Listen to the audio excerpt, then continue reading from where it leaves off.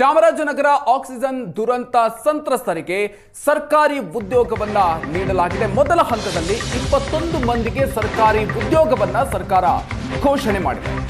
ಚಾಮರಾಜನಗರ ಸರ್ಕಾರಿ ಮೆಡಿಕಲ್ ಕಾಲೇಜಿನಲ್ಲಿ ಉದ್ಯೋಗವನ್ನ ನೀಡಲಾಗಿದೆ. ಏಪ್ರಿಲ್ 29ಕ್ಕೆ ನೇಮಕಾತಿ ಆದೇಶ ಪತ್ರವನ್ನ ಮುಖ್ಯಮಂತ್ರಿ ಸಿದ್ದರಾಮಯ್ಯ ವಿತರಣೆ ಮಾಡಲಿದ್ದಾರೆ.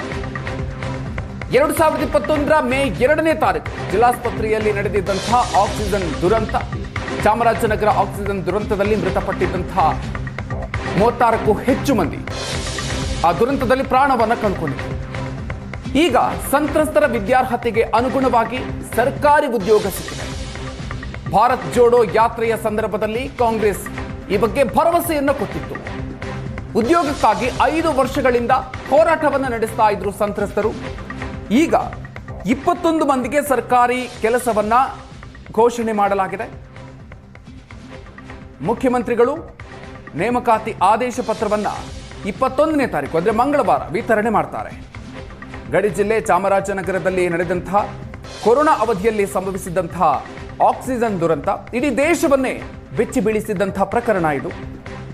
ಒಟ್ಟು 36 ಜನರು ಆಕ್ಸಿಜನ್ ಕೊರತೆಯಿಂದಾಗಿ ಆ ಸಂದರ್ಭದಲ್ಲಿ ಪ್ರಾಣವನ್ನ ಕಳ್ಕೊಂಡಿದ್ರು. ಸಂತ್ರಸ್ತ ಕುಟುಂಬಗಳಿಗೆ ಸರ್ಕಾರಿ ಉದ್ಯೋಗವನ್ನು ಕೊಡಬೇಕು ಅಂತ ಅವತ್ತಿನಿಂದಲೂ ಕೂಡ ಹೋರಾಟವನ್ನು ಮಾಡಲಾಗ್ತಾ ಇತ್ತು.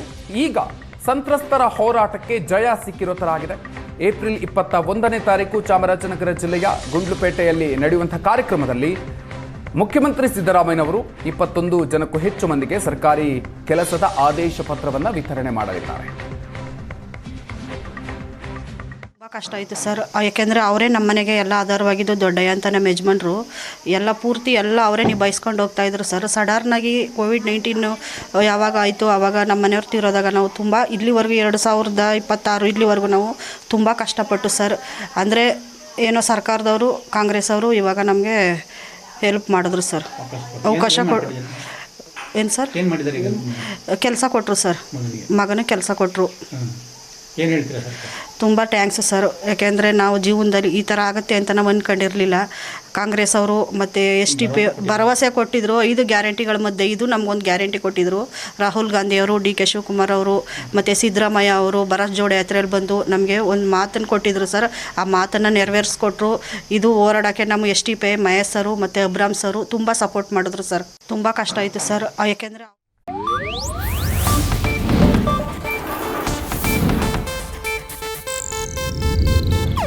ಇದು ಏಷ್ಯಾನೆಟ್ ನ್ಯೂಸ್ ನೆಟ್ವರ್ಕ್ ಪ್ರಸ್ತುತಿ.